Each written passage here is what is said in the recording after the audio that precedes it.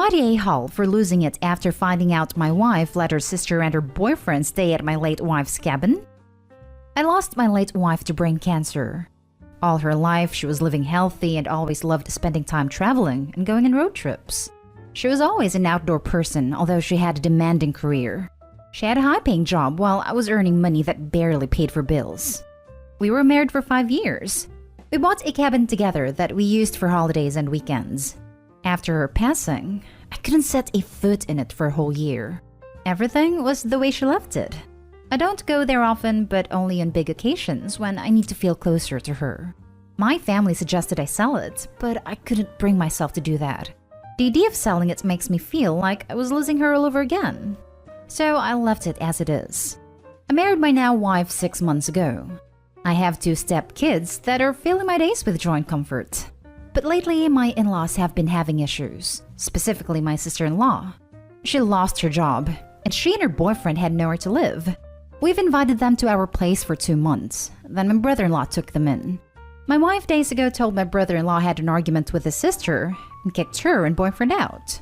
I asked when that happened. She told me about 2 weeks ago. I then asked her where her sister and her boyfriend were staying, and she took her time to answer. I asked what's wrong, and she flat out told me that her sister's been staying at my late wife's cabin for 2 weeks now. I was stunned when I heard this, and I asked her for more clarification.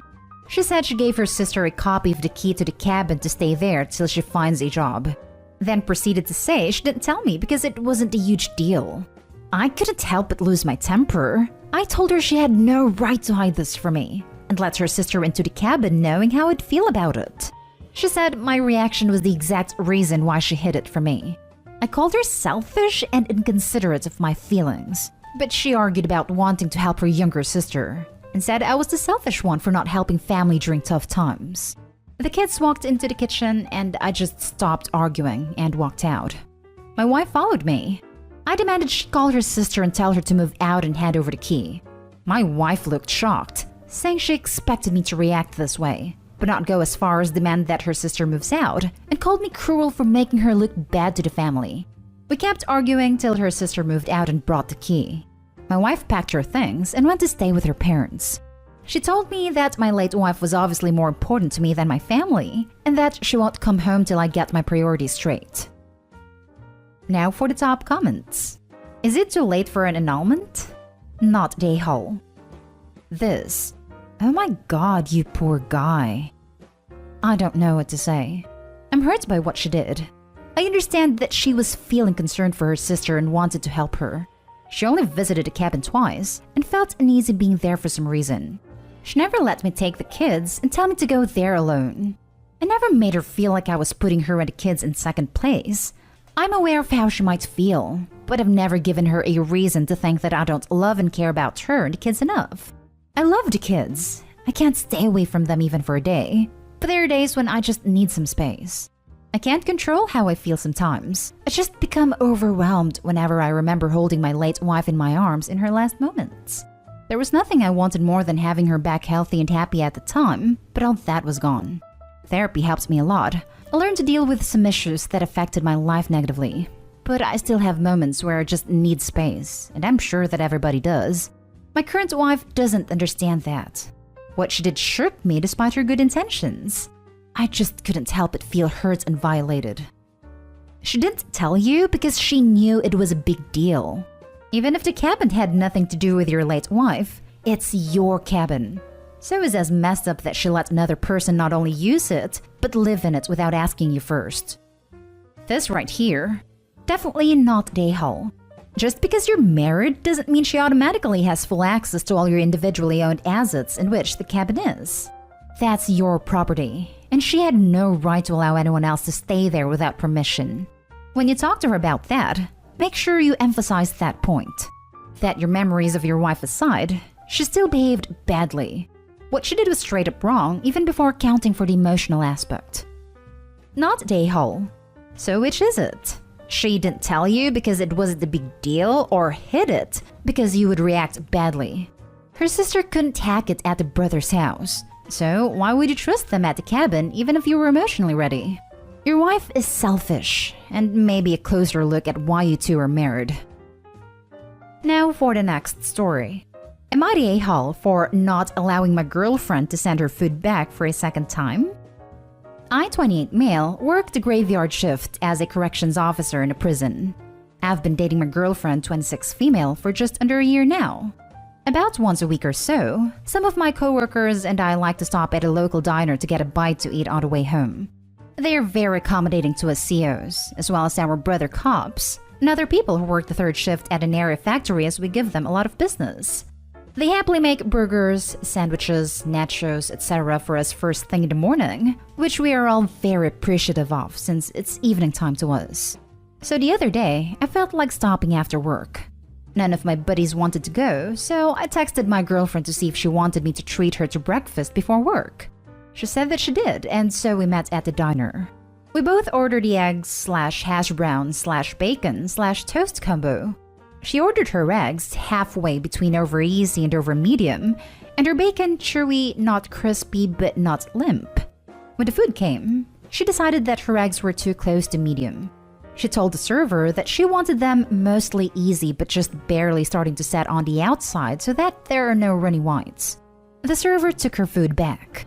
I was slightly embarrassed because her food was just fine and was what she asked for from what I could see, but I didn't say anything. When the food came the second time, she decided that her eggs were still overdone, even though they looked less done than her first batch. The server offered to bring her food back, but I interjected, "No, the food's fine. They did a good job. She'll eat it." Long story short, when we left the restaurant, we got into a huge fight. She had to work, so we didn't have much of a chance to discuss it. But when she came over later, she laid into me about how I had treated her like a child and said that I had no right to decide for her whether or not her order was right. She then accused me of caring more about the server than her and implied that I wanted to have an affair with her, which is crazy since she's at least 40 and I'm pretty sure married with kids.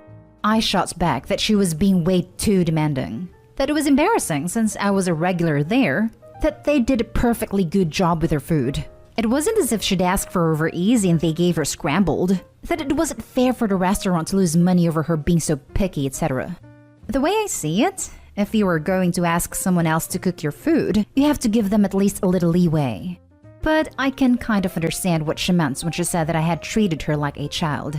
Am I the a-hole? Not the a-hole. And if she's that picky about her eggs, she shouldn't order them. It's very annoying to restaurant staff. Not the a-hole. I agree. I like my omelets a certain way and can't find anywhere that makes it that way. I don't order omelets unless at my hometown diner. She's expecting too much from a vague description of what she wants. Years ago, while working as a server, I had a lady order a chocolate shake and send it back because it had too much chocolate and she's allergic to it. She then demanded I make her another chocolate shake with only a little chocolate in it. She sent that back too. I read a server story about a woman who complained about her soda because she ordered it with ice on the bottom and it was floating on top. I'm going to go against the grain here and say a soft everyone sucks here. Here's why. Dude, I was embarrassed for you. What the heck is not crispy but not limp bacon? I totally get why you were uncomfortable with her demands. I was frustrated for the poor server and the cook. So she gets to be an a-hole in this situation, albeit not a huge one because she clearly has very particular feelings about her food. Maybe she needs to recalibrate her expectations of this sort of establishment? Or find a better way to communicate what she expects? Which brings me to you. I am going to give you a soft a-hole too because you did patronize her. Instead of cutting her off and overruling her, you should have just been honest. You could have said something like, "Babe, please, I'm a regular here and I really like these people. I feel like you're being too demanding and I'm embarrassed. I'm worried about it being awkward next time I visit." Something along those lines. Instead, you spoke over her and embarrassed her. A lose-lose situation. It's a little worrying that she went to the affair scenario. She sounds very anxious. Maybe there's something else on her mind? All in all, OP, this is hopefully just a learning experience for you both, and you enjoy many happy breakfasts together. Not the a-hole. She was treated like a child because of the way she was acting. I'd have been embarrassed too even if I wasn't a regular there. And then she randomly accuses you of wanting an affair. This is such odd behavior. Does she think it's normal to be that specific in restaurants? It's like something out of When Harry Met Sally. Next story is titled, Am I the a-hole for not canceling my plans when my boyfriend got sick? My boyfriend of 7 months texted me during the week to say that he was sick. Right away I went to the store and got him a bunch of stuff, cooked him a homemade meal, went to his place, and did my best to make him feel better. The next morning, he asked what I was doing that day, and I said I had my senior night. I'm graduating the semester. It's been planned for months, and I've already made commitments to people going, reservations, and paid for certain things. He was upset and said that he would do anything for me, but I wouldn't even take care of him when he was sick, and that made him worried about the future. I feel that this is unfair. If I didn't have standing commitments, or even if it was something I could easily cancel, of course I would take care of him, and I'm worried about him and want him to feel better. But I only graduate from college once, and it didn't seem reasonable to cancel my entire senior night and bail on my close friends on a day off just because he got sick. I think as an adult, he should be capable of taking care of himself for a night, considering it's just normal sickness, without relying on me to take care of him 24/7. This whole thing spiraled into an argument, and things have been weird since. This is my first serious relationship, and I honestly don't know what to think. We talked about it, and I would never expect someone to drop their whole life or cancel plans with others just because I happened to get sick. Maybe unless it was like a life-threatening illness or similar. I'm worried that he might have unrealistic expectations from the relationship, or else I'm just completely in the wrong here. Now for the top comments. Not the a-hole. You hooked him up with everything he'll need to survive one day without you. Your outlook is healthy. His isn't, and it's incredibly controlling. Honestly, out of the two of you, it's you who needs to worry about the future. What happens if you get a high-demand job? Can't call in sick if he gets the flu. What if you ever have kids together? Guess you have one more. He's a grown adult and should be more than able to not only take care of himself, but to also understand your obligations and why you shouldn't miss such a big moment in your life. This is your senior night, not some random Tuesday night out. Agreed. And even if it was just a random Tuesday night out with friends, he should be able to take care of himself for a night. Her world doesn't stop because he has the flu, although with COVID, of course, things are different with the required precautions. Given that this was an event that he ought to have been aware of and that is clearly a big deal, his behavior is childish at best and very manipulative at worst. Not the a-hole. The boyfriend sounds like he will die if he gets the flu while Opie is on a trip or away. He also sounds like a manipulative a-hole. If I was in Opie's shoes, I would not want a future with him. Not the a-hole. And the line about how this makes him worry for your future together comes off as extremely manipulative.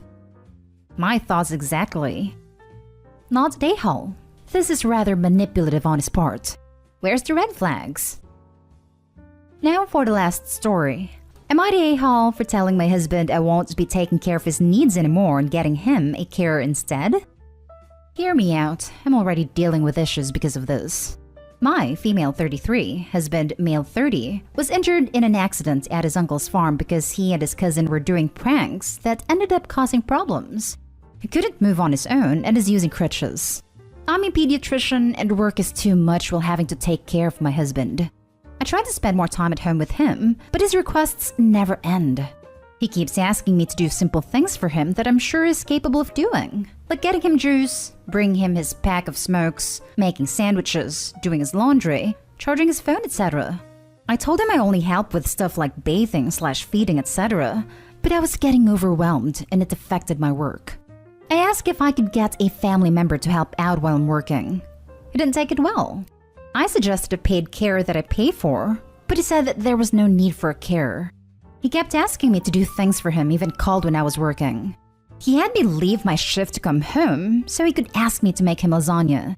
I lost it. I told him I will no longer be handling his care and will be getting a paid carer. But he got upset, saying I don't care about his health to hire a carer, and claimed I love my work more than him. He argued that he'd do a lot more for me if I was injured.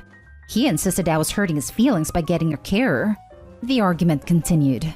His mom was mad, telling me for the love of God to just stop treating my husband like a kid by getting him a carer, which is another word for babysitter. Went on about what a wonderful mother I will be in the future since babysitters are going to raise my kids for me. We argued back and forth.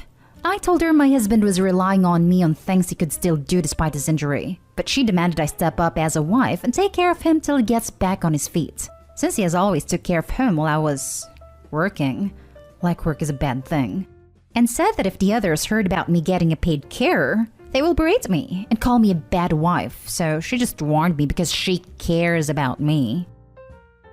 It's weird how working is treated like such a bad thing in his family. Like, how can you provide for both of you if you're at home slaving away to all his stupid requests? Also, Mother of the Year over there should step up and help out, since she apparently knows best and her poor baby needs all this help. Not Dayhall. This times 1,000. Mom can do it then, and since she's family, she can do for free. See how long until she's the one advocating for a carer then. I also kinda want you to tell the mom if he, husband, doesn't want a babysitter, he can stop acting like a baby. But I also don't want to give any weight to her stupid statement that a caregiver is the same as a babysitter. It's not. Good luck, not Dayhall. Hey, I'm also a doctor and wanted to try and put another perspective on this. It is so hard to separate what's now happening at home and your job. You have no time to decompress and deal with the constant pressure of caring for others. It's really crap what's happened to your husband, but he's being a Nahal and showing you none of the care and respect you are showing him. Is he supporting you? Is he giving you the time to resolve conflicts you're facing at work or helping you in other ways? No. But more than that, I can't imagine the resentment growing in you that he's now taking you away from your patients and people that need your clinical input. And he's impacting your ability you've given up a large portion of your life to achieve. Getting a carer is the right choice, and I know you know that deep down. You're the only person in your house working now, but it's more than that. You know how quickly people become institutionalized when they refuse to start doing the things they can do because they know someone else will do it. Psych input seems vital for both of you and your husband. I'm sorry you're having to go through this. Not Dayhall, obviously. It's almost like he's trying to sabotage your career because he feels so useless and emasculated. I can't see things getting much better in the future if this is the attitude he has. I hope you should get out before kids are involved. Red flags. Not Dayhall.